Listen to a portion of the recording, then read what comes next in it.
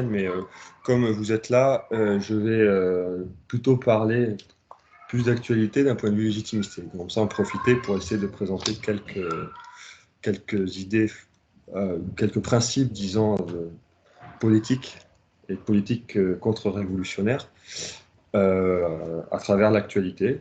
Et à partir de là, comme ça, après, on pourra discuter ou pas poser des questions. Je ne sais pas du tout à quel point, enfin, si c'est nouveau, si c'est pas nouveau, si vous avez des connaissances ou pas. C'est globalement nouveau. Oui, oui. Voilà, donc très fort, parfait. Donc ça va être bien. En plus, ce qui se passe, c'est intéressant. On verra, on pourra discuter tranquillement de ce que vous en pensez après. Mais enfin, de loin au Japon, alors ici, Olivier, lui, il est de France, mais au Japon, c'est bien, parce qu'on a un peu de recul, donc ça permet de ne pas être trop dans la passion politicienne française. Mais en fait, c'est drôle parce que ce qui se passe à l'heure actuelle montre tous les maux de la République et de la démocratie. Et là, on l'a en exemple. Enfin, on a l'impression qu'on a déjà touché le fond, on arrive toujours à creuser. C'est toujours ça qui est bien avec la République, c'est qu'elle peut toujours nous étonner dans la catastrophe. Je lisais par hasard un article d'un journal japonais sur l'addiction à la pornographie qui devient endémique dans pas mal de pays. On peut dire que la politique démocratique moderne, c'est une sorte de même addiction, c'est l'addiction démocratique aux élections, où l'élection appelle l'élection, et si vous remarquez, maintenant en France, alors là, ça devient carrément caricatural avec cette histoire de dissolution, mais on a des élections tout le temps. On n'arrête pas de devoir voter, européenne, municipale, cantonale, départementale, régionale, législative, présidentielle, et puis s'il faut, j'en oublie, j'en sais rien. Enfin, on est quasiment sollicité chaque année et tout le temps. Et plus on vote, plus on se rend compte que de toute façon, après je parlerai un tout petit peu de l'élection, mais que ça sert visiblement à rien et que c'est une perte d'argent phénoménale, et pire que ça, une blessure morale folle, puisqu'à chaque fois, en particulier quand c'est les élections qui sont nationales ou européennes, etc., tout le monde s'écharpe, c'est la division, c'est soi-disant, chaque candidat veut rassembler pour l'unité, mais on n'a jamais l'impression que, on a toujours l'impression qu'il n'y a jamais eu autant de divisions, que les gens s'étripent, que les positions s'affirment, que les insultes fusent dans tous les coins, et avec une super présentation de toute la beauté de la nature humaine, dans les trahisons qui vont dans tous les coins, dans les marchandages pas possibles qui sont même pas en cachette publiquement, il n'y a pas de souci, dans toutes les petites recettes. Bon, bref. Bon, tout ça, c'est pas la comédie de Dante, mais voilà, enfin, ça serait drôle si les conséquences n'étaient pas si terribles. Bon. Ensuite, donc ça, c'est juste ce qui se passe actuel. Donc, je vais parler rapidement d'abord de l'élection, parce que c'est une élection. Je ne vais pas faire un topo sur ça, je pourrais vous donner les choses, parce que ça a déjà fait à d'autres moments, mais juste pour résumer. Quelle est la position, disons, contre-révolutionnaire ou légitimiste sur l'élection? Alors, il y a deux points, je dirais. Le premier point, c'est qu'en soi, l'élection est neutre a priori. Ça a toujours été un mode qui a existé dans l'histoire pour certaines choses. Par exemple, dans les monastères, pour choisir un supérieur. Ou dans des corporations, entre pairs, voilà. Mais ceci dit, en pratique, à l'heure actuelle, l'élection est quand même pratiquement en soi mortifère, même si c'est pas en soi, disons que c'est en pratique. Pourquoi? Parce que en fait, par rapport à la pratique dans l'histoire, l'élection aujourd'hui est un instrument de la démocratie. Elle se veut comme une sorte de rituel obligatoire de la religion civile qu'on peut dire qui est au pouvoir à l'heure actuelle, qui a été fondée par Rousseau, avec la volonté générale comme nouveau Dieu, l'Église, la République, et le vote qui est une sorte de messe périodique qui est censée consacrer la communion zizanique nationale, où tout le monde s'entretue à qui mieux mieux, enfin, au moins symboliquement. Et donc cette élection, malheureusement, est en fait doublement dangereuse, enfin triplement dangereuse. Pourquoi? Alors, premièrement, il y a des raisons historiques. En fait, quand on regarde l'histoire des élections depuis la première élection de ce type qui a eu lieu en 1788-89 pour les États généraux de la Révolution française, où c'était la première élection truquée, en fait, ça a toujours été truqué. Alors, pas plusieurs dans l'histoire, par plusieurs méthodes, je pourrais vous donner des exemples. Après, ça pouvait être soit par noyautage, par des clubs de pensée, par des officines style franc-maçonnerie, ou par d'autres choses comme ça. Soit, et ça va les deux ensemble, en changeant les règles électorales, ça c'est ce qui est le plus visible et facile. Quand on commence à avoir un danger, on change les règles du jeu, comme ça, c'est parfait, on garde le pouvoir. Et voilà. Ensuite, c'est excessivement en fait délétère parce que c'est une perte de temps, personne ne sert le bien commun, une perte de moyens et d'énergie, et des énergies des bonnes personnes aussi, hein, parce que ceux qui pourraient avoir bonne volonté sont en fait laminés par le système. Quand on voit que des gens comme, je sais pas, Marion Maréchal Le Pen, Zemmour ou d'autres comme ça, qui depuis 10 mois sont en campagne permanente juste pour en fait faire, désolé de l'expression, mais la file publique pour aller demander des votes, pendant ce temps-là, ils ne se forment pas, ils ne pensent pas à l'avenir du pays, ils ne font rien pour le pays, etc., etc. Donc en fait, c'est une perte de temps énorme, et surtout pour ceux qui seraient dans le bon sens, c'est nourrir l'orgueil des gens, parce qu'on fait croire aux gens qu'ils décident, alors qu'ils décident de rien du tout. Et ça, je viendrai, c'est ça le point fondamental, c'est que c'est une imposture totale, puisque, mais ça j'en parlerai après, en gros la souveraineté populaire est un mensonge, mais j'en parlerai après. D'abord je vais parler des conséquences délétères. La division, le bruit et la division, c'est-à-dire que le système électoral avec le suffrage universel et le système partisan est en fait une machine à diviser tout le monde. C'est-à-dire, par définition, une partie, c'est une partie, c'est le contraire du tout, alors que techniquement, la politique, elle est faite pour le bien commun, donc pour le tout d'une société politique. Dont l'unité de la société politique la plus petite, c'est peut-être la famille. Après, ça pourrait être le village ou la paroisse. Et ensuite, le pays, le royaume, comme on dit aujourd'hui l'État, mais c'est vrai que ce mot État est assez embêtant parce que connoté. Donc disons le pays ou la nation, mais il faut faire attention aussi à la nation parce qu'il a été déformé. Donc normalement, la politique est faite pour le bien commun de la police, la cité. Mais par définition, le système électoral partisan divise tout le temps, puisque c'est une partie, et c'est pas une partie des Français, c'est une partie qui est dans un parti politique qui en fait, va mener un programme pour sa partie. Et en pratique, tout le temps, depuis que les élections existent, ça a divisé. Donc en pratique, qu'est-ce que c'est la ligne légitimiste? Qu'est-ce qu'il faudrait faire? Disons qu'il y a 2 points. En pratique, la seule élection qui est potable, ou qui peut servir le bien commun, en fait, c'est l'élection purement locale, la commune. Et aujourd'hui, on pourrait dire la petite commune, parce que malheureusement, dans les grandes villes, ça a été mangé, et c'est devenu quasiment comme une élection nationale, où c'est noyauté par les partis, alors que dans une commune, pourquoi pas, quand tout le monde se connaît, on peut bon, même si les prérogatives du maire sont de plus en plus réduites depuis 30 ans ou 40 ans, il garde des prérogatives, donc il peut vraiment faire un projet d'unité, j'allais dire communale, où, quelle que soit sa couleur politique, tout le monde peut être d'accord sur ce qu'il faut faire pour le village, et ça se passe encore dans certains endroits, où on peut être pas du tout d'accord politiquement sur les grandes idées, mais en fait, en pratique, quand c'est servir le bien commun de son quartier, et de son village, tout le monde sait à peu près ce qu'il faut faire. Et quand c'est vraiment incarné, on peut aussi directement aller voir le maire. On peut lui dire je ne suis pas d'accord, je ne suis pas content. Enfin, donc il y a une relation personnelle qui se met en place. qui est naturelle, qui est bonne.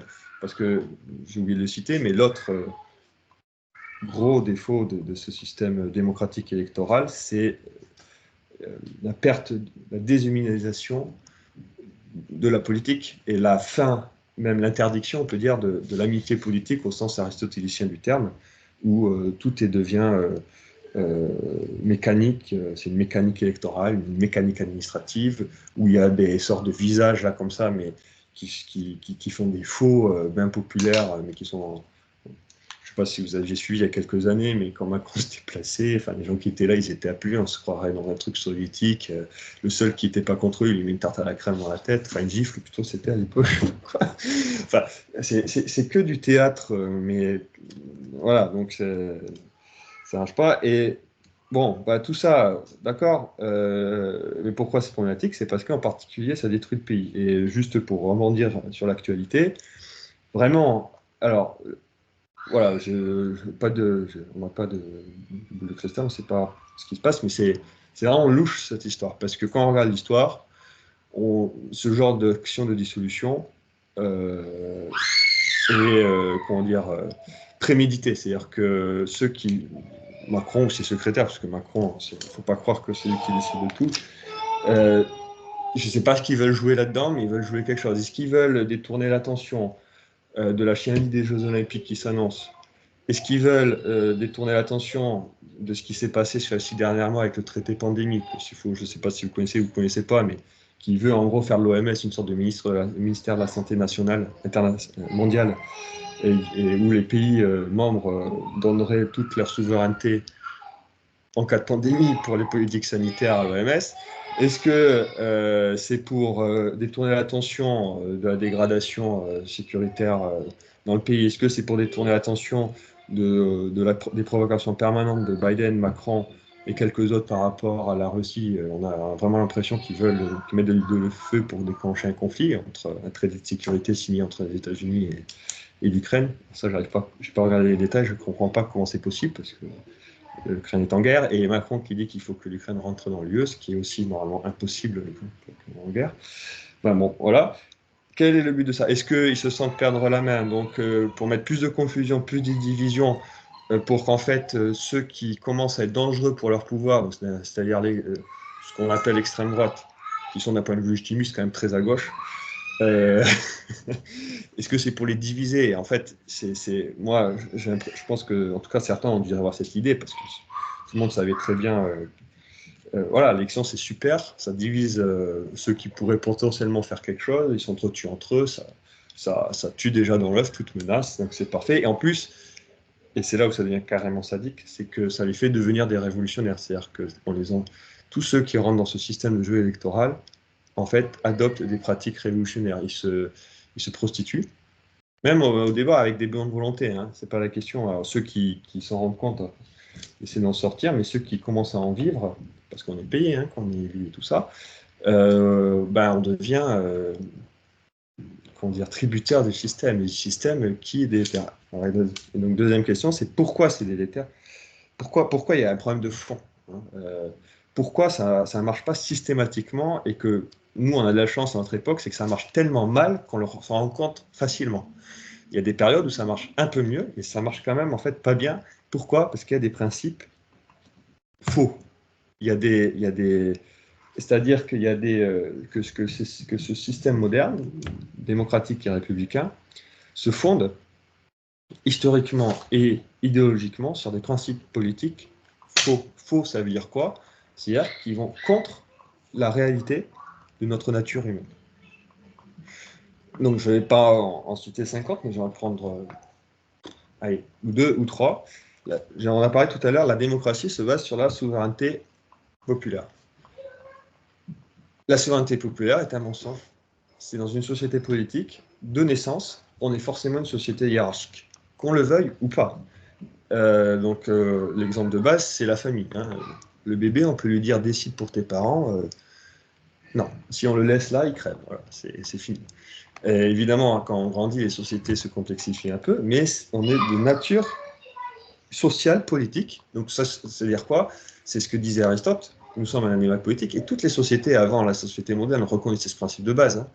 qu'on était une société politique. Donc, c'est-à-dire qu'on a besoin des autres pour vivre, pour se parfaire, pour devenir des hommes, pour bien vivre, comme disaient les Grecs, et que reprendra saint Thomas d'Aquin.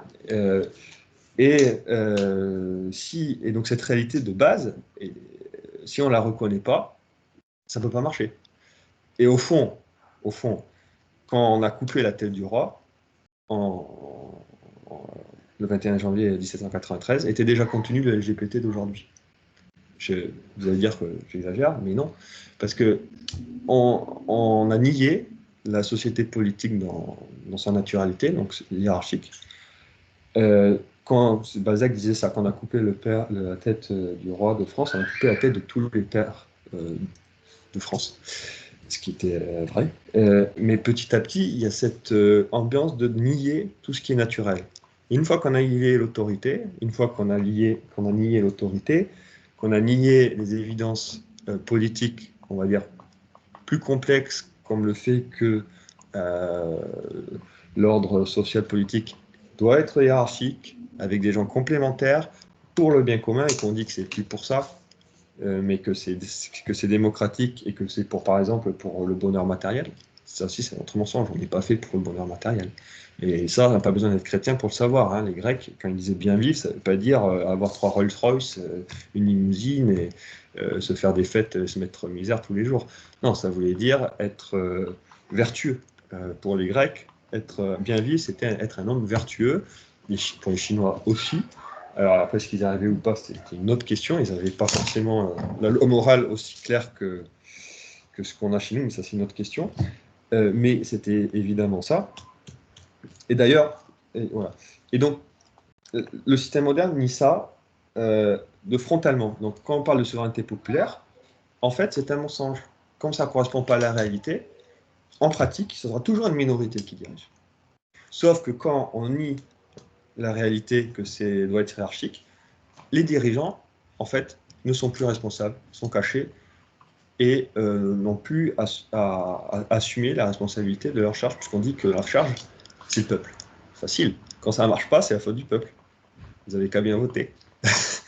Enfin voilà, donc et ça, c'est important à comprendre, c'est que notre nature humaine ne change pas. Donc quand on commence à nier notre nature humaine, ça crée des gros problèmes. C'est ça l'idéologie. L'idéologie, c'est quoi? C'est un hiatus entre ce qu'on est et pourquoi on est fait, et ce qu'on dit qu'on est, mais qu'on n'est pas en fait, et ce qu'on dit pourquoi on est fait, mais pourquoi on n'est pas fait.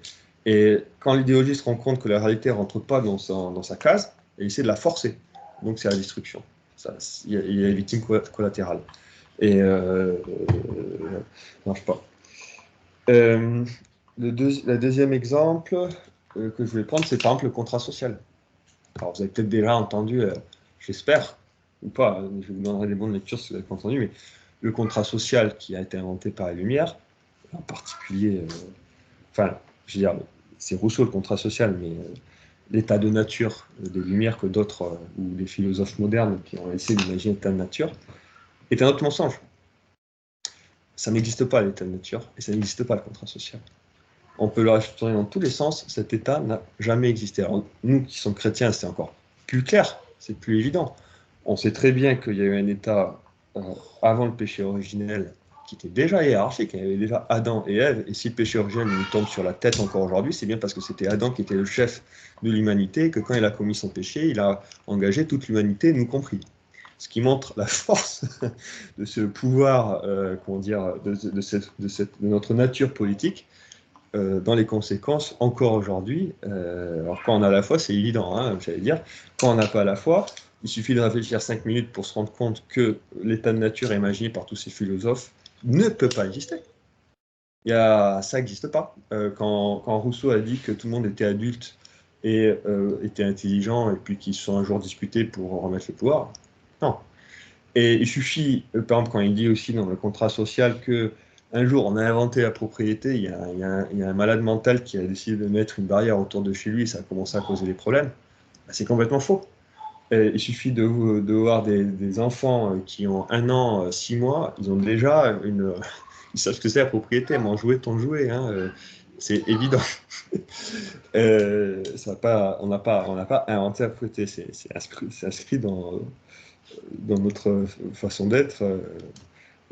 Et en fait, quand on est croyant, tout ça, la Bible le redit, mais on n'a pas besoin d'avoir la foi pour le déduire. C'est quand même très naturel. Et il n'y a vraiment pas de sociétés qui ont nié frontalement, comme ça, des choses aussi énormes sur la nature humaine. Ça, c'est vraiment une nouveauté de l'époque moderne qui va contredire frontalement, voilà, des réalités naturelles. Et on en souffre, et on en souffre parce que c'est comme l'exemple aujourd'hui le plus actuel, c'est les idéologies style LGBT, tout ça, qui veulent nier la différence sexuelle.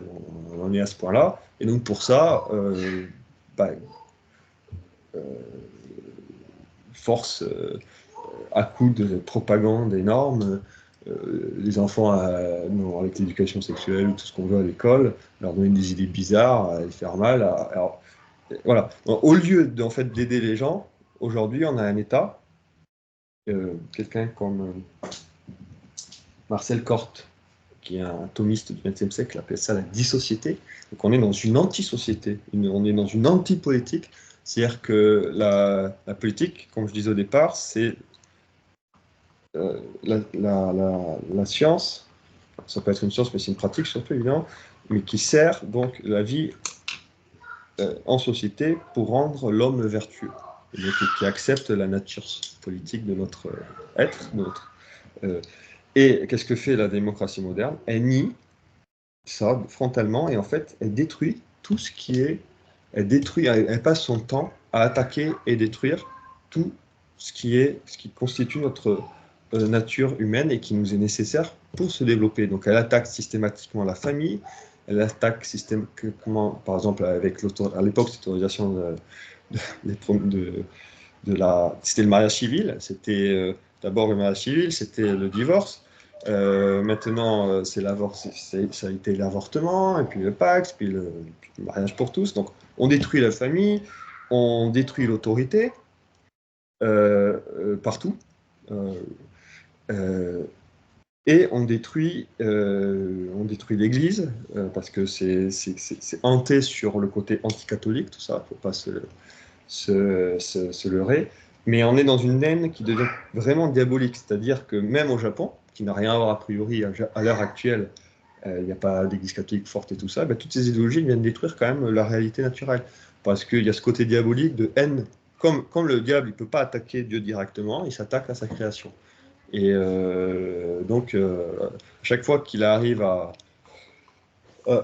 comme ça véhiculer des idées qui sont contre nature, il a l'impression de pouvoir toucher par la création le créateur. Voilà, bon, ça c'est un topos assez classique de la théologie, quand on regarde l'histoire, c'est ça. Mais il y a vraiment cette haine dans la modernité qui va plus loin que. C'est la différence entre le massacre dans une autre époque et le génocide, quoi. Il y a vraiment une sorte d'obsession, de s'acharner sur tout ce qui est naturel et de mentir tout le temps, surtout, et de le faire tellement en boucle que comme nous sommes des êtres rationnels et que c'est ça qui est intéressant, que comme nous sommes faits pour aller politique, on est fait pour faire confiance aux gens, en fait. Vous voyez? Et c'est comme ça que ça marche, ces idéologies. C'est qu'en effet, c'est normal que nous soyons dociles et c'est normal que nous fassions confiance à ceux qui sont au-dessus. Puisque pour vivre en société, on a quand même. Quand un enfant naît, il fait confiance à ses parents. Il ne met pas en cause ce que disent ses parents. Et peut-être que s'il a des parents très mauvais et qu'ils n'arrêtent pas de faire des contradictions, de faire des choses mal, etc., etc., au bout d'un moment, les enfants, ils vont peut-être se rebeller. Mais il faut vraiment que les parents en mettent une sacrée couche. Et bien, en fait, on en arrive à un point comme ça à l'heure actuelle dans la société actuelle, euh, avec ce côté très pervers que toutes ces idéologies contre nature, en fait, utilisent quand même notre nature pour faire passer la pastille. Enfin, parce qu'une erreur à 100%, enfin, ou quelque chose qui est très moche, ne passe pas. Donc, c'est comme pour le fruit dans la tentation du fruit, il faut toujours présenter le mal sous un jour, enfin sous son jour pas trop moche, quoi, parce que sinon, voilà. Et comme on dit, ça c'est ce que dit saint Thomas d'Aquin, l'erreur n'existe pas, ou plutôt le mal n'existe pas en soi, le mal est un déficit de bien. Et parfois, en politique, c'est aussi un désordre. Donc, c'est-à-dire que chaque élément pris individuellement ne sont pas forcément comment dire, mauvais, mais comme ils sont mal ordonnés, c'est mauvais. Donc, par exemple, je sais pas, par exemple, le féminisme, c'est ça. Par exemple, le féminisme, c'est d'opposer les hommes et les femmes, en disant qu'il faut qu'il y ait une égalité, je sais pas quoi. En fait, cette chose-là est complètement absurde quand on réfléchit à la nature humaine. C'est-à-dire que c'est évident que hommes et femmes sont différents. Et bon, toutes les sociétés qui ont fonctionné, et la Bible le dit clairement, c'est qu'il y a une division des tâches, que le chef politique, ça va être l'homme, et que la femme est soumise à l'homme, mais que l'homme, comme dit saint Paul, doit mourir jusqu'à la croix pour Jésus. Comme Jésus est mort jusqu'à la croix pour son Église, l'homme doit se sacrifier pour sa femme parce qu'il aime. Donc c'est ce qui montre ce que c'est qu'être chef. C'est pas pour rien que les démocrates ne veulent pas d'autorité, parce que comme ils sont pas chefs, bah, ils sont contents, quoi. Ils peuvent faire ce qu'ils veulent sans prendre les responsabilités, sans avoir sacrifié pour tout le monde, c'est pratique. Mais ce que je voulais dire, c'est que l'idéologie va essayer d'opposer deux réalités naturelles, alors qu'il n'y a pas d'opposition, c'est complètement absurde, c'est que ça existe, c'est un fait. Et en plus, la foi catholique nous enseigne très clairement, mais même sans la foi catholique, toutes les civilisations à peu près normales ont toujours intégré ce fait que c'était complémentaire, et il n'y a jamais, jamais, jamais, par exemple, de cette idée que femmes et hommes s'opposaient. Ça n'a jamais existé, ça, dans l'histoire. C'est un truc nouveau. Avant, c'était évident que les deux étaient très alliés, et le problème, c'est que dans certaines sociétés, quand c'était désordonné, c'était allié pour le pire, mais allié quand même. Ça pouvait être pour la guerre de clans, ça pouvait être pour autre chose, ou tout ce qu'on veut. Alors, puis on va passer, je pense, tranquillement aux questions. Je vous ai juste donné quelques exemples, mais c'est juste pour essayer de, voilà, après, voilà, pour vous donner envie de creuser, parce que c'est pas mais voilà, de changer de monde, et en fait, vous vous rendrez compte de plus en plus que la foi catholique, vraiment enfin, le légitimisme, en fait, c'est la pratique de la chrétienté en politique, telle qu'on l'a fait, avec l'enseignement d'une tradition plus que millénaire, d'une tradition, d'une royauté très chrétienne. Et donc, qu'est-ce que disent les légitimistes? C'est reprendre ces enseignements du passé, d'une pratique longue d'un pays qui a atteint un perfectionnement politique exceptionnel. Moi, je fais de l'histoire, et franchement, c'est exceptionnel, et ça n'a rien à voir avec les pays païens, même ceux qui fonctionnent pas trop à l'envers. C'est donc cette purification, on peut dire, de tous les principes grâce à la chrétienté sur le long terme. Donc, se river à des principes politiques sains qui se fondent sur la réalité, donc c'est un réalisme, pas d'idéologie, pas de nuée. Un légitimiste qui vous dit que demain, s'il y a une restauration, ça se passera mieux, c'est un menteur. Nous, ce qu'on dit, c'est on vous promet des larmes et du sang, parce que ça se passera forcément dur, parce qu'on est tellement allé dans la contre-nature que de toute façon, ça va être dur, mais que sans restauration, c'est pas possible que ça s'améliore. Parce que quand on roule, quand on veut aller en avant, mais qu'on pédale en arrière, on peut pédaler aussi fort qu'on veut, on n'arrivera pas à avancer. C'est juste quelque chose de nature. Si vous voulez apprendre à voler, et que je vous dis bah, allez là et puis sautez, sans rien, eh ben, on s'écrase. Voilà. Et la démocratie, c'est ça. Donc en fait, les bases du truc sont absolument pourries.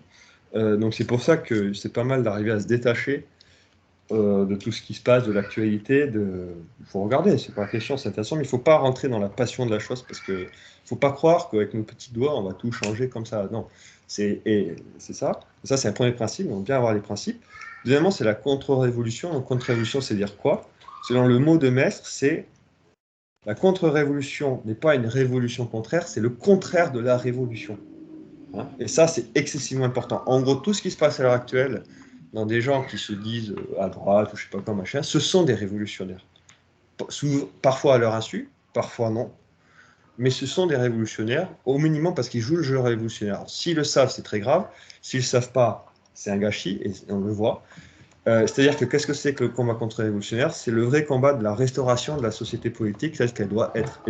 Et donc on peut le faire, ça, c'est ce que j'appelle la restauration intégrale. On peut le faire tout le temps, tout de suite et maintenant à tous les niveaux. Et ça commence par la famille, ça commence par la paroisse. C'est remettre dans l'ordre les relations politiques dans la société à notre niveau. Et ça commence par la famille et la paroisse. Donc c'est-à-dire sur le plan spirituel, rendre à l'abbé le respect qu'on lui donne, l'honneur qu'on lui doit, l'aider, être fidèle, voilà pour ce qui est spirituel. Dans l'aspect politique, alors c'est compliqué aujourd'hui, évidemment, malheureusement, mais trouver des chefs naturels, et ça va être le troisième point, mais retrouver des relations interpersonnelles, d'ordre, etc.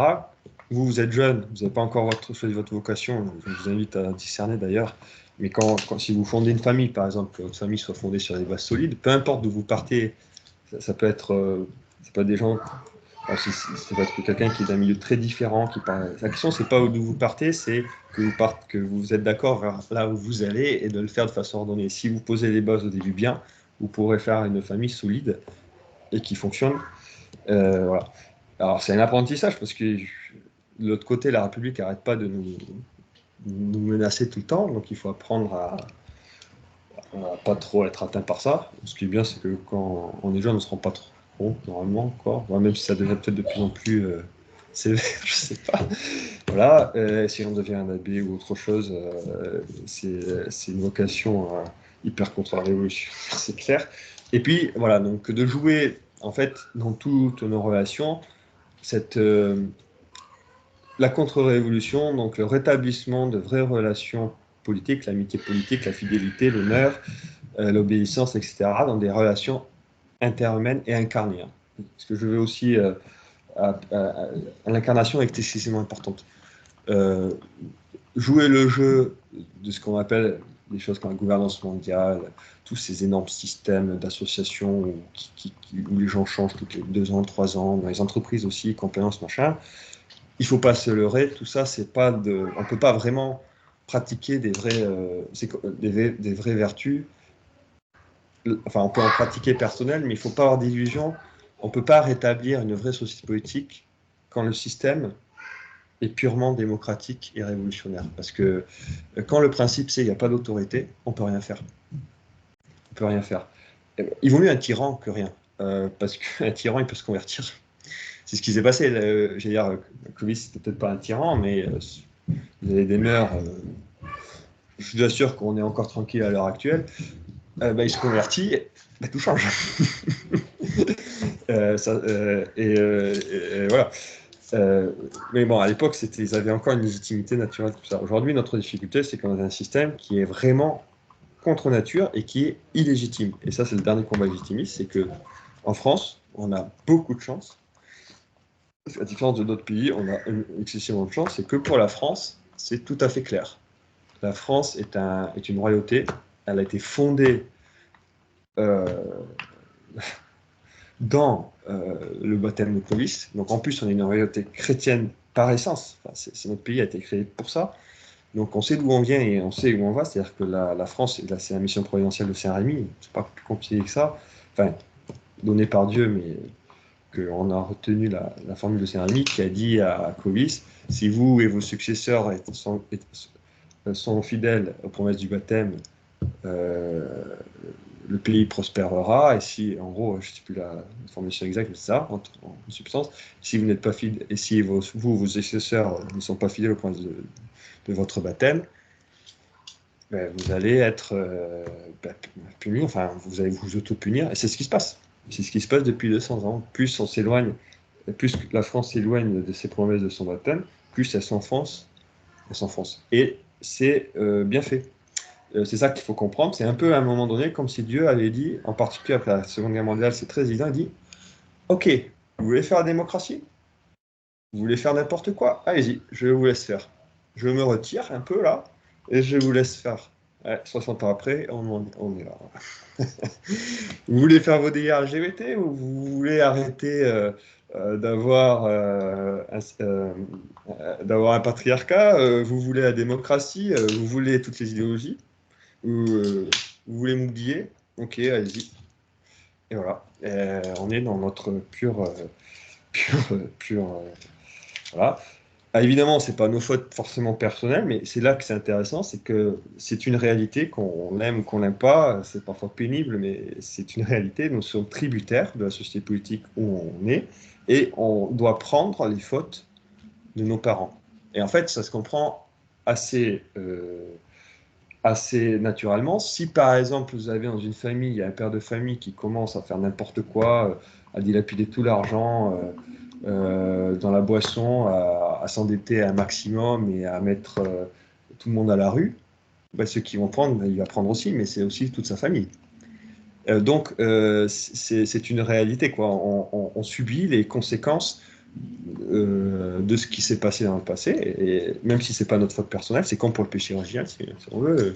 Enfin, je veux dire, le péché originel, c'est massif, mais en fait, il y a aussi, et ça on oublie, le XXe siècle a beaucoup oublié à cause de cet individualisme, mais on subit aussi des péchés qui sont faits au niveau des groupes, quoi.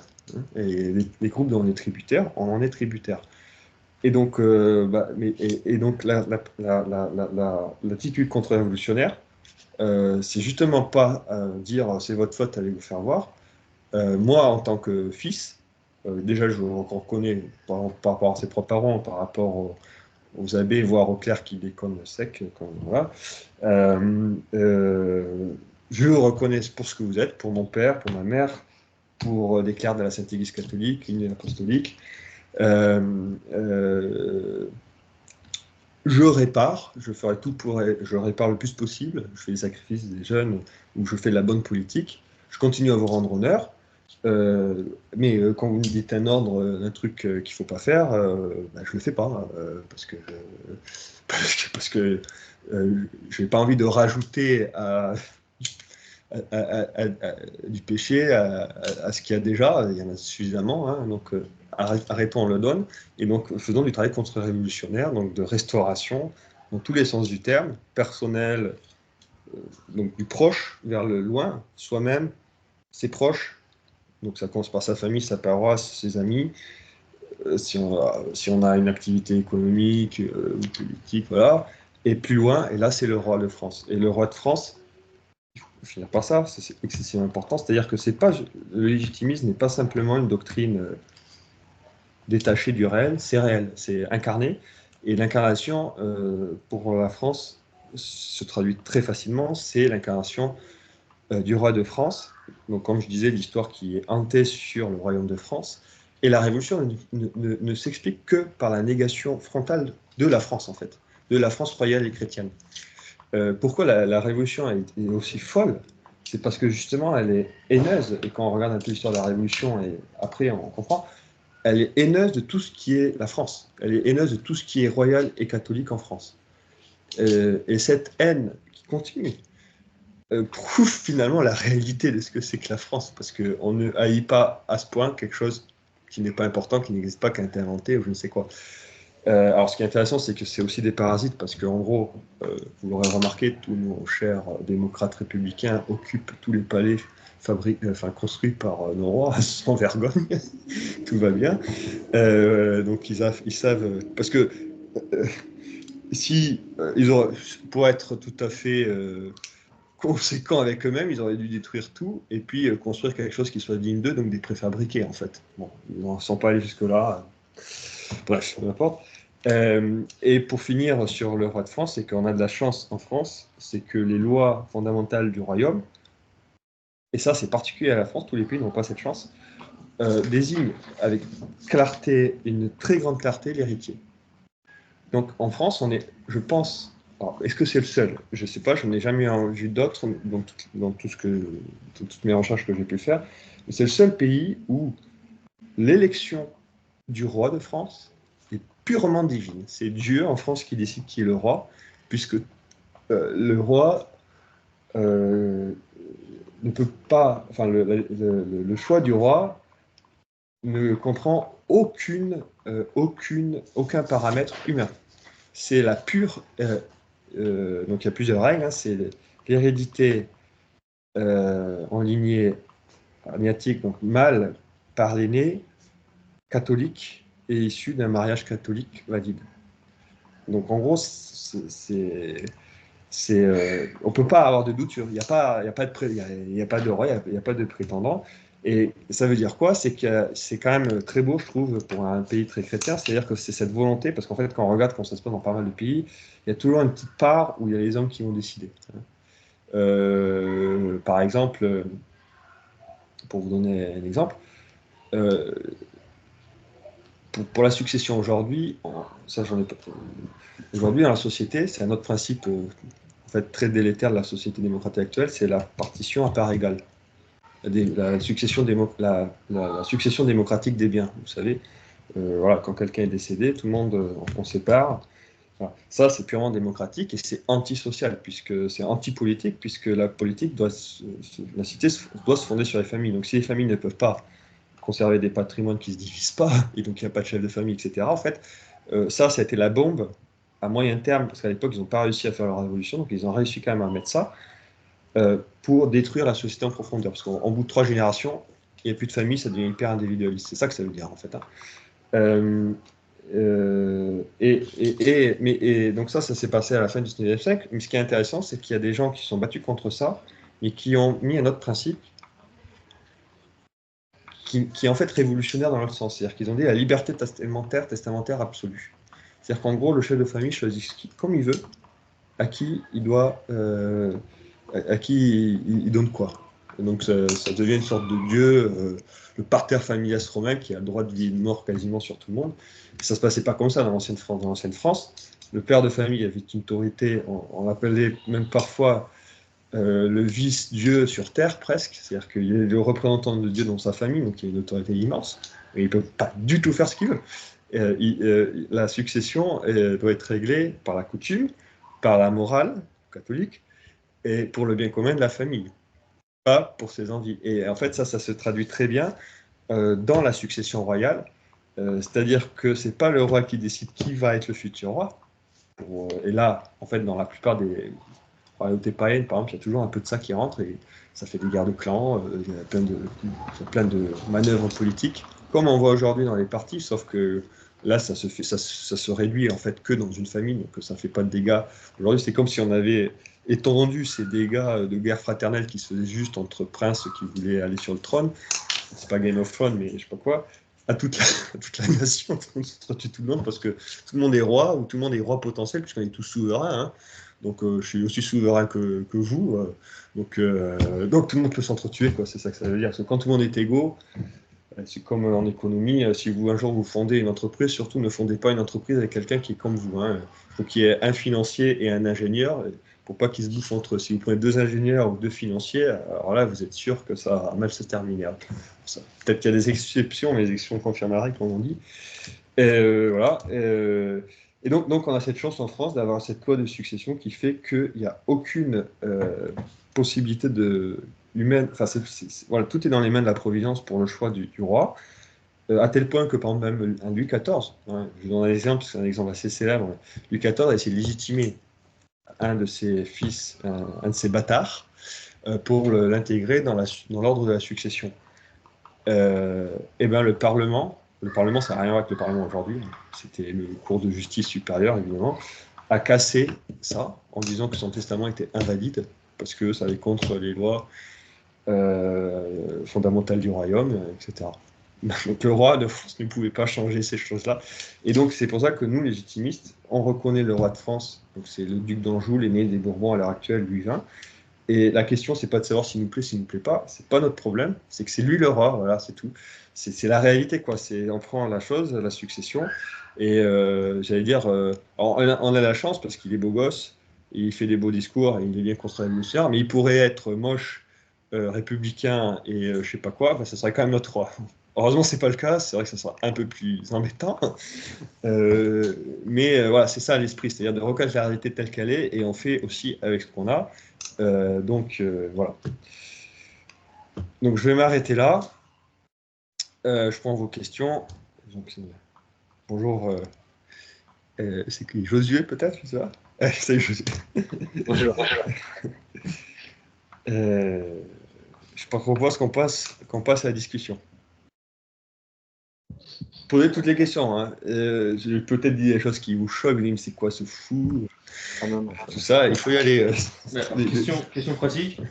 Comme vous avez parlé des élections et de l'actualité, en pratique, alors pas l'échelon local de la restauration, je suis complètement d'accord avec ça, mais pour qui il faut voter?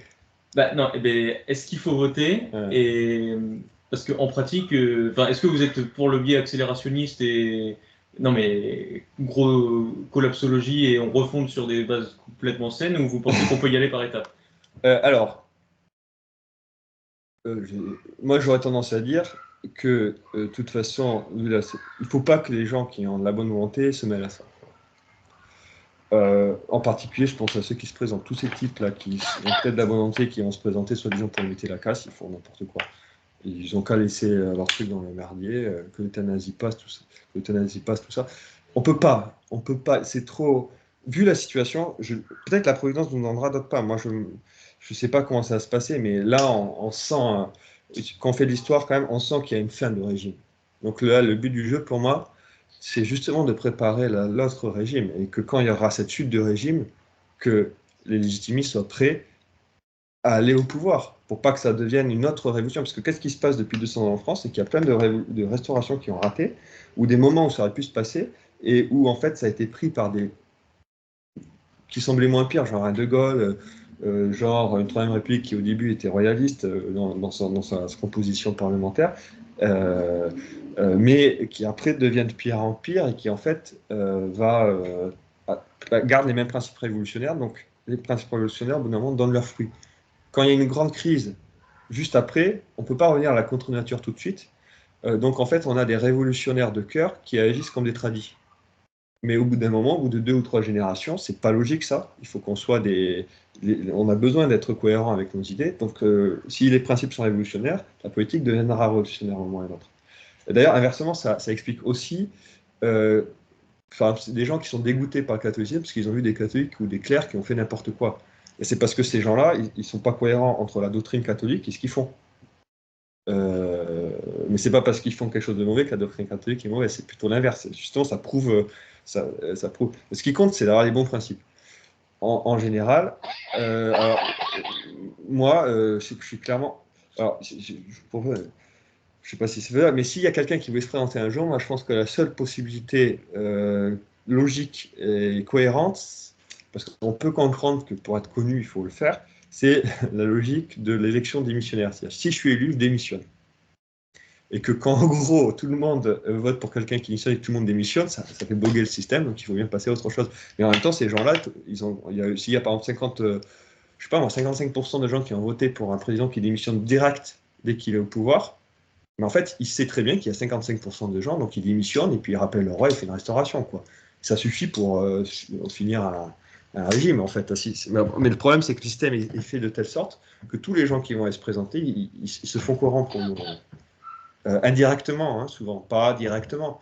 Mais ils se prennent au jeu, ils se disent ah, je vais faire quelque chose, je suis grand, je suis important, je peux changer le pays. Ou ils y croient, ou ils y croient pas, ou parce qu'ils vivent de ça. Il faut vraiment pas oublier ça aussi. Hein. Donc, ils vivent de ça. Voilà. Donc, en pratique, surtout pas se présenter tout ça. Il faut avoir aucune illusion, ça peut jamais bien marcher. Après, est-ce qu'il faut aller voter ou pas voter?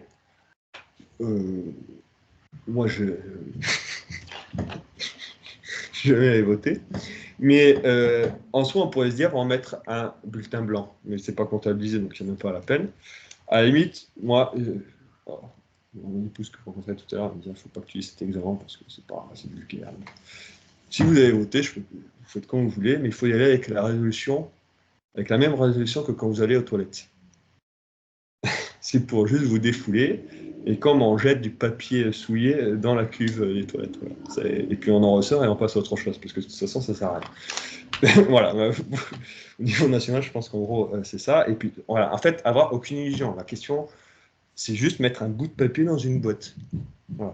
Si ça doit légitimer le système, il ne veut pas le faire. Et pour les élections qui sont nationales, à vue humaine, on voit mal comment ça peut bien se passer d'un côté ou de l'autre. Demain, c'est la continuité de Macron, il va nous faire une troisième guerre mondiale ou je sais pas quoi, LGBT au pouvoir. Si c'est l'extrême gauche, ils vont accélérer le truc, je sais pas ce qui se passe. Si l'extrême droite, de toute façon, ils sont plus révolutionnaires.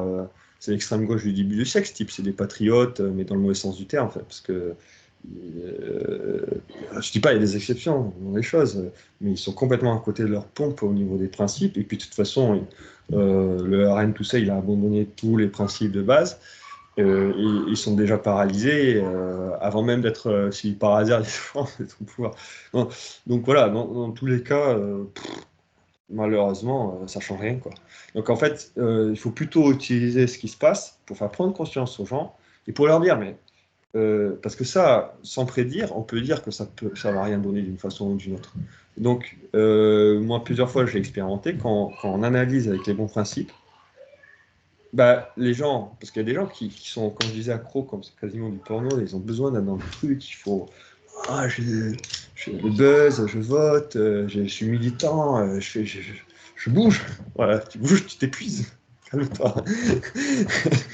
Euh, mais après, parce qu'après, il y a la redescente de la. C'est comme, vous savez, quand vous allez dans une montagne russe, là, vous avez l'excitation, et puis après, quand vous, je sais pas, une cuite, le lendemain matin, vous avez super mal à la tête, là, vous dites, ouf.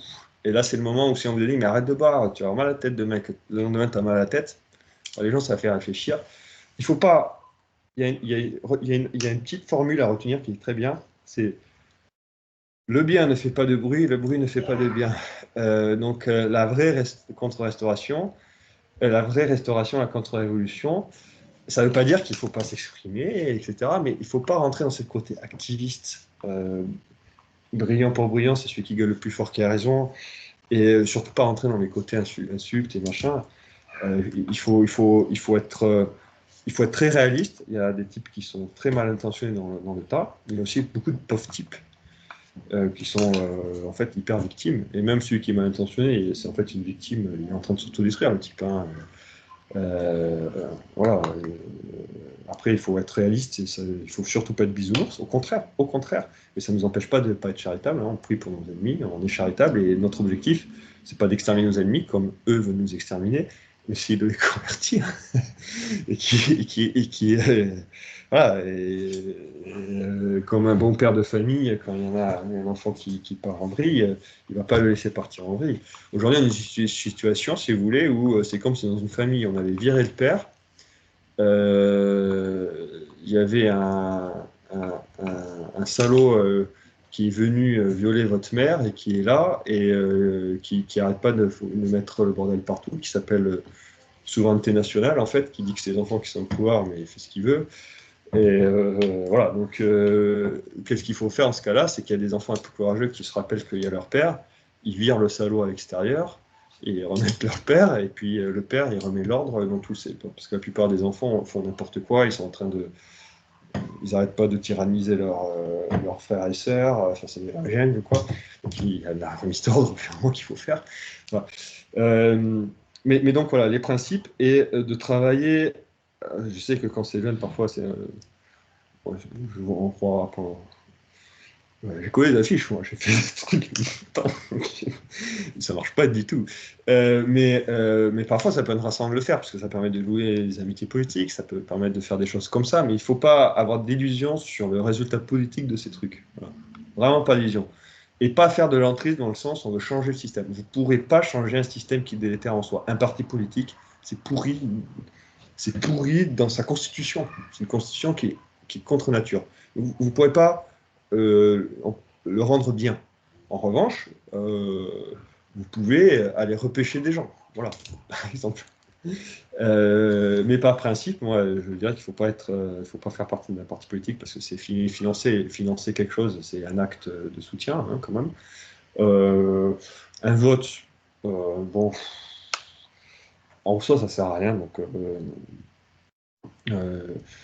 voilà. Mais de travailler en fait sur le moyen terme de construction, de restauration, et d'utiliser ces événements plutôt pour faire prendre conscience à des gens sur qui vous pouvez travailler, sur vos proches, parents, vos frères et sœurs, vos amis, et vous, pas vous faire prendre dans la passion de la chose, vous restez posé, vous restez un peu assez pratique au Japon de faire ça.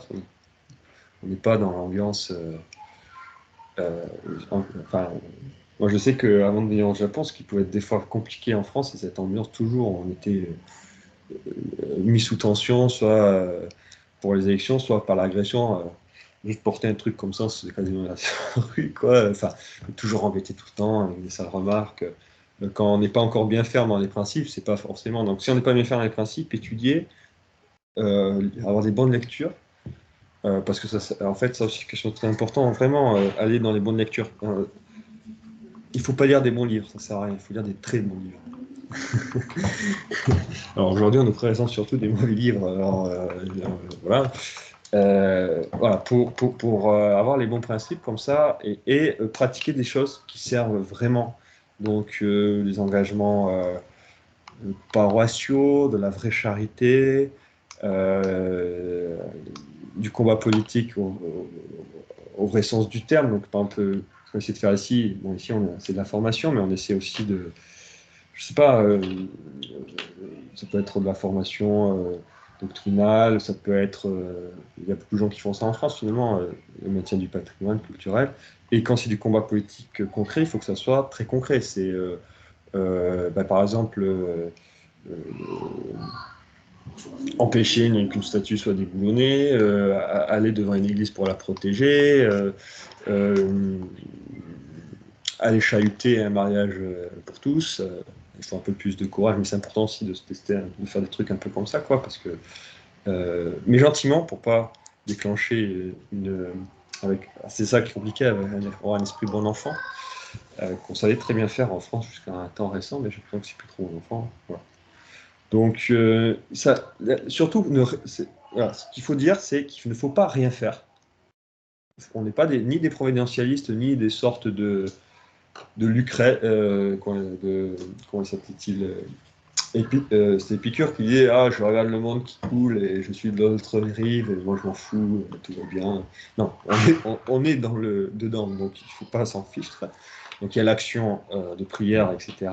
Et puis il y a toutes les actions qui peuvent être, mais il ne faut pas que ça soit de l'action politicienne, il faut que ça soit de la vraie action politique. Et l'action politique, c'est pas les élections, c'est pas le bruit médiatique, c'est pas jouer dans le mensonge de la chose.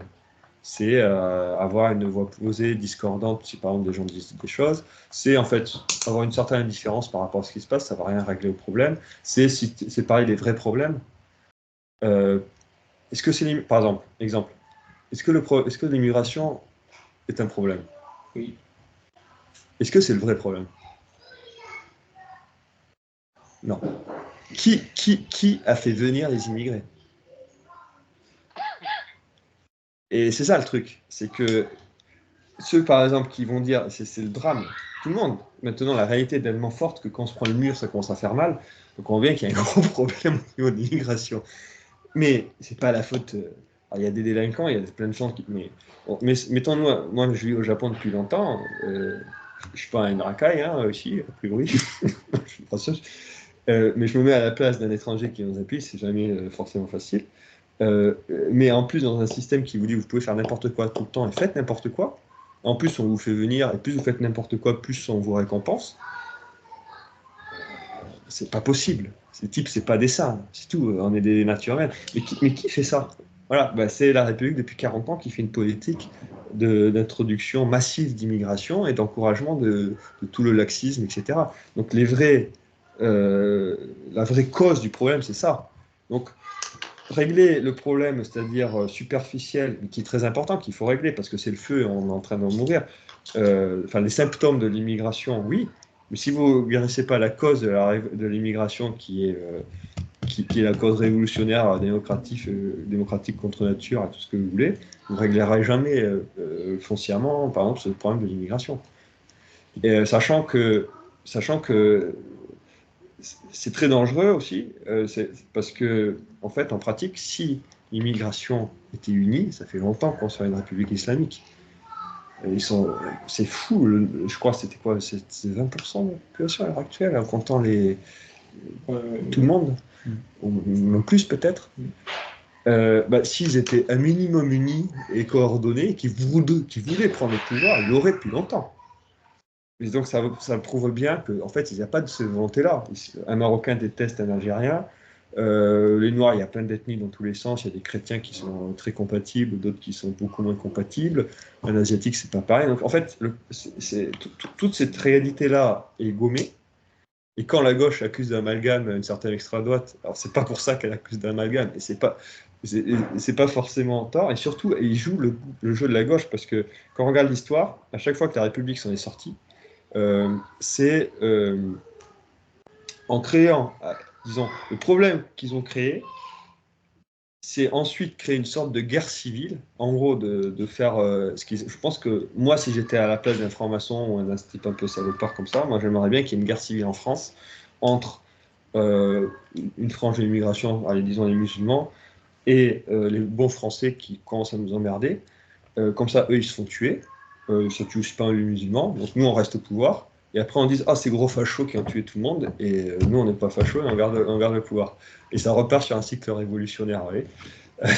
J'exagère un peu, mais ça serait la pire des situations, ce genre de choses.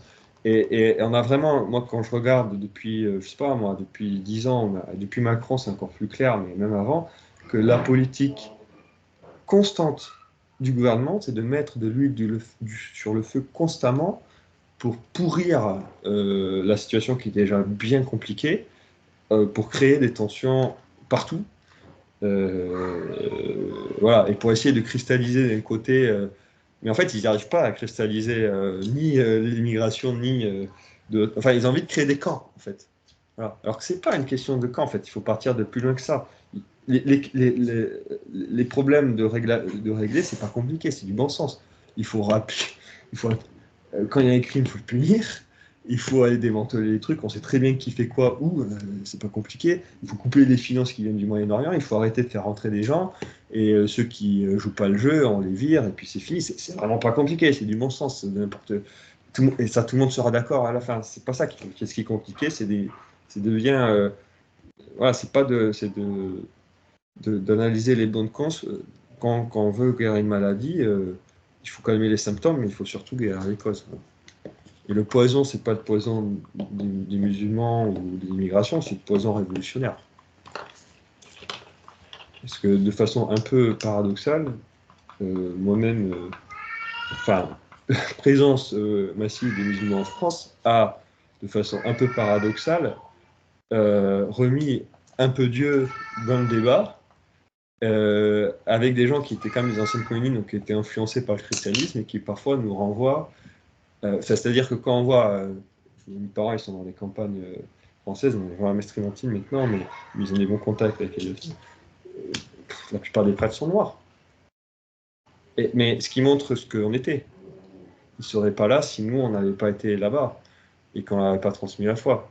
Et c'est incroyable. Enfin, c'est un peu notre. Bref, donc voilà, il faut pas être noir-blanc, il faut regarder la réalité telle qu'elle est, avoir les principes très clairs et ensuite les appliquer à la réalité. Parce que la politique, c'est quoi? C'est l'exercice. La politique en pratique, c'est quoi? C'est l'exercice de la prudence, non prudent. Prudence, ça veut pas dire oh, j'hésite, j'ai peur, je sais pas quelque chose. Donc prudence, c'est dire prendre la bonne décision quand il faut. Et la prudence politique, c'est ça, c'est une des vertus cardinales, hein, les 4 vertus cardinales.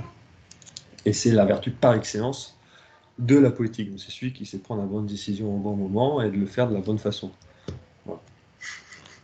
Et ça, c'est pas des types qui passent leur temps à faire, je suis désolé, mais à faire les filles de joie, à aller chercher des votes partout, qui n'ont aucune expérience de rien avoir gouverné jamais dans leur vie, et qui sont juste l'expérience de savoir se vendre, ce qui n'est pas du tout la même chose, et qui se retrouvent à des positions, il faut prendre des décisions. C'est pas possible que ça se passe bien. Même si tout le monde, ils étaient super bien, je sais pas quoi, qui avaient les bonnes idées, qui sont des bons types, c'est pas possible que ça se passe bien, c'est pas possible. Et c'est pareil, que ça fonctionne pareil en entreprise. Quand vous allez commencer à faire, moi je détestais ça à l'époque d'ailleurs, à aller essayer de mendier à une place quelque part dans une entreprise vous allez inventer des CV pour dire que vous avez fait plein de trucs, alors vous n'avez jamais rien fait dans votre vie, c'est normal, vous êtes jeune. On vous demande d'avoir 20 ans d'expérience alors que je n'ai pas d'expérience, comment vous voulez. Et puis en gros, il faut savoir faire du théâtre en entretien pour se faire prendre. C'est n'importe quoi, c'est n'importe quoi. C'est évidemment pas ça qui va faire que ça va bien marcher après, quoi. Donc c'est un autre exemple, mais voilà. D'autres questions? Oui. Pas de questions? Oui, enfin si, je pense. Olivier ou José, vous avez des questions? Eux, ils sont plus habitués, mais... Moi, non, ça va. Disons que par rapport Oui, aux providentialistes, oui. ils sont très nombreux dans les idées, dans les milieux de la tradition. Et j'ai parfois du mal à leur répondre parce que quand je leur parle d'incarnation de l'aîné des Capétiens, ils bottent en touche, ils partent dans des considérations autres, comme ah oui, mais on ne peut pas connaître le prétendant, ou il faut choisir, faut arrêter avec les Capétiens, il faut prendre une autre dynastie. J'ai un peu du mal à comprendre leur logique. Oui, Parce qu'à mon avis, il n'y en a pas. Est-ce que vous savez ce que c'est qu'un providentialiste? Vous voyez? Non, du tout. Oh, c'est bien. J'imagine qu'un de ces jours, vous tomberez sur ceux. En gros, c'est des gens qui... C'est des vacantistes de la politique. Enfin, de la politique royaliste, si vous voulez. C'est-à-dire, c'est ceux qui se disent plus fidèles à l'Église, mais qui disent qu'il n'y a pas de pape, donc on ne fait plus rien. Les providentialistes disent ça, ouais, on est super royaliste, mais il n'y a pas de droit, donc on ne fait rien. Et c'est Dieu qui va tout faire. Non, ça ne se passe pas comme ça. Dieu a choisi de gouverner à travers ses instruments, c'est comme un chef d'orchestre. Il veut que ces instruments travaillent, et après il pourvoit. Mais quand on fait rien, on fait rien. C'est un peu le... Il faut prier en sachant que tout est dans la main de Dieu et agir en sachant que tout ce qu'on met est dans nos mains et que Dieu, voilà, en propose. Ça commence par une prière bien solide, mais avec une action. Les providentialistes, en fait, c'est des gens qui vont dire, donc c'est un excès, c'est une sorte de quiétisme en politique, on pourrait dire aussi, un excès de providence, c'est Dieu qui va tout faire, le roi, on ne sait pas qui c'est, donc je fais rien, je m'enterre chez moi, je prie beaucoup. Voilà. C'est complètement révolutionnaire en fait, parce qu'en gros, il décide de choisir qu'il n'y a pas de roi, ou il décide de choisir que Dieu va annoncer le roi quand il voudra, comme il veut, en croyant des prophéties un peu louches, plus ou moins louches, et parce qu'en fait, ils ne veulent pas l'effort de reconnaître la réalité que le roi est roi, parce que c'est en fait très évident quand même pas besoin de creuser, enfin c'est hyper clair, et donc en fait c'est une sorte d'orgueil qui est très moderne, de ne pas vouloir se mettre dans la dépendance, dans la fidélité au roi, qui est l'acte contre-révolutionnaire par excellence à l'heure actuelle, où où on est dans le monde de l'indépendance totale, donc on décide, comme un moine ou comme un religieux, qu'est-ce que c'est un moine? C'est un esclave volontaire de Dieu.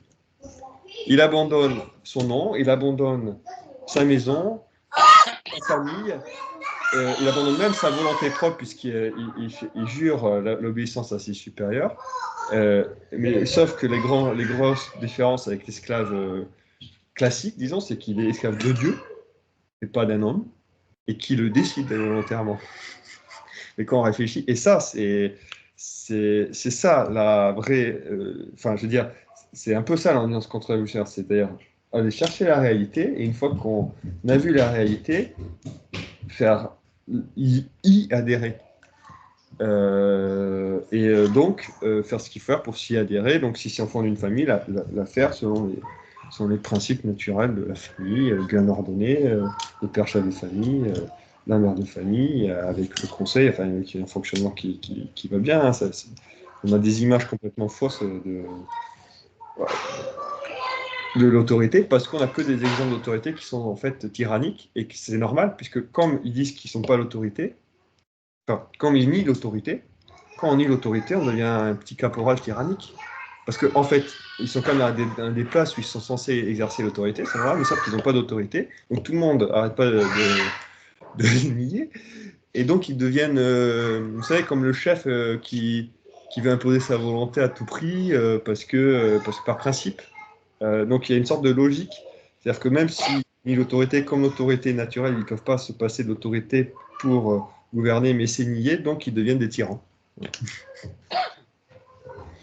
Mais oui, non, ce qu'il faut répondre aux providentialistes, c'est que ça va, il faut leur dire que c'est des CD vacantistes. Alors, si c'est des gens qui sont ouverts à cet argument, que c'est des CD vacantistes, de la politique. Ils s'ignorent, quoi. Que c'est des pleutres qui se cachent chez eux et qui font rien. Il faut voir qui en a en face, hein, s'il peut l'entendre.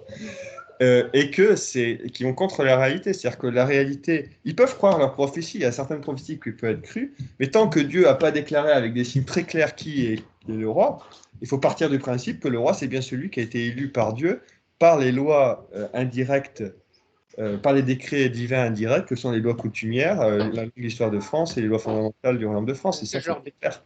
Voilà. Ce que je leur dis. Et que c'est ça aussi la vertu, si c'est des gens qui sont bien chrétiens, que c'est ça la vertu chrétienne, que si nous on commence pas à appliquer la vertu d'obéissance envers nos chefs naturels incarnés et légitimes, et alors, en plus c'est quand même pas compliqué de le faire, hein. Le roi il nous demande de rien en pratique, à part de lui rendre, enfin en gros nous on peut juste, ce qu'on peut faire c'est lui rendre honneur à l'heure actuelle, il nous demande rien de concret, mais en soi il faut être prêt que demain il nous appelle d'y aller. Et pour l'instant, il nous demande pas spécialement des choses concrètes. Il nous laisse tout le champ pour créer des associations et faire des actions comme on le veut, tant que c'est dans la doctrine contre-révolutionnaire. C'est une d'ordre direct. C'est quand même plutôt sympa comme chef, quoi, en plus. Je veux dire, vraiment, Ouais, plus comme c'est providentialiste. Voilà. Oui, ce que je fais, je réponds en partie ça, oui. Ah, bah, après, on appelle du royaume. Donc, ouais. Josué, ça te parle? Josué, c'est qui encore il est collégien. Pardon, c'est moi, c'est Madeleine. Ah, Madeleine, pardon. Je suis partie aux toilettes juste 5 minutes, donc ça tombait mal. Mais du coup, moi, j'ai pas trop suivi tout là. Et c'est vrai que quand même, le discours providentialiste, ça peut... c'est assez attrayant, quoi. Pardon. Elle est arrivée de passer toute l'après-midi à lire les prophéties de je sais plus qui, là, Joanie, non, Jaïni, je sais plus comment elle s'appelle. Marie-Jaïni. Ouais, c'est ça, c'est Jaïni, ouais. Oui, non, c'est séduisant, mais c'est... C'est parce que bon, on s'éloigne un peu du centre. De la réalité, en fait. Oui, de la réalité, voilà. Et, voilà. Mais bon, on peut quand même penser que la providence a son mot à dire, quoi. Enfin, je pense que c'est juste une question de... Ah, c'est ça. Non, mais la providence, ça agit tout le temps. Mais les providentialistes, le problème, c'est qu'ils suppriment, ils désordonnent la chose. C'est comme les quiétistes, un peu. C'est-à-dire qu'ils décident que la providence va tout faire à notre place et sans que nous, on n'ait rien à faire. Non, ça ne fonctionne pas comme ça. Non, l'action politique bien ordonnée, c'est l'action politique qui n'a aucune illusion sur la vraie efficacité de ce qu'elle peut faire, mais qui n'est pas non plus désespérée. Donc, ce qu'on fait à la valeur de ce qu'on fait, pas plus. Il ne faut pas croire qu'on est des milieux, je ne sais pas quoi. Mais en même temps, ça a une vraie valeur, les actions humaines quand même. Mais justement, la vraie... Mais on sait, c'est pour ça qu'on peut le faire de façon très détendue et très confiante et très courageuse, c'est qu'on sait que si on se met dans les mains de la Providence, si les bonnes œuvres qui marchent, elle les utilisera pour les bonnes choses. Et que si ça ne marche pas, c'est aussi pour un autre bien qu'on ne voit pas. Donc en fait, ça peut nous détendre beaucoup sur ce qu'on fait, tout en demandant ce qu'on doit faire tout le temps à la Providence, hein, et puis Providence nous guidera, hein, voilà. Et en sachant que dans tous les grands moments historiques, il y a de toute façon une action humaine, et derrière, la Providence vient donner le coup qui fait que en fait, c'était désespéré, mais que ça se passe. La conversion de Clovis ou Jeanne d'Arc, des choses comme ça. Mais il ne faut pas oublier que ça soit Jeanne d'Arc, Clovis et tout ça, ça part de l'action qu'il pose. C'est-à-dire que c'est Clovis qui fait un vœu à la bataille de Dolbiac et qui le réalise. Il aurait pu ne pas faire son vœu, il aurait pu ne pas le respecter, son vœu. Mais c'est parce qu'il a fait son vœu qu'il a gagné, puis après il a gagné, il a obéi, et puis ça a été la conversion de tout le temps, alors qu'il prenait un risque énorme, hein, parce que logiquement, il aurait dû se faire trucider par tous les francs, hein, parce que quand même, il descendait des dieux. Donc on disait à tous les nobles, tous les francs, quoi, qu'ils disaient, bon, maintenant, on va arrêter de dire qu'on est des dieux, parce qu'on n'est pas des dieux, et on va devenir chrétiens. Donc on pourrait se dire que certains auraient dit, oh non, non, là, on aime bien quand même être fils de Dieu, mais non, ça ne s'est pas passé. Pour Jeanne d'Arc, c'est pareil. Jeanne d'Arc, elle a répondu et elle a agi. Hein. Elle est allée sur le champ de bataille. Elle est allée. Voilà. Donc, mais donc, à chaque fois qu'il y a des choses de choses qui se passent dans l'histoire, il faut avoir une bonne vie de prière, se confier à la providence, y répondre et agir voilà, pleinement, comme il faut faire.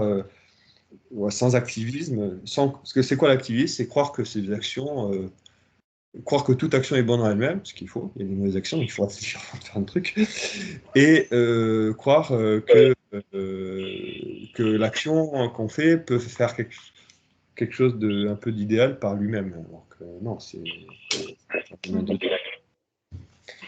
ouais. Bon.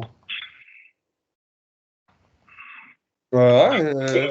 Pas d'autres questions, c'est bon? C'est bon. C'est bon de l'autre côté de l'écran? Oui. Oui, pardon, je peux mettre le caméra, mais je ne sais pas toujours. Je propose qu'on finisse par. J'ai mis on va la mettre. C'est Sud Presidium. Et puis on va.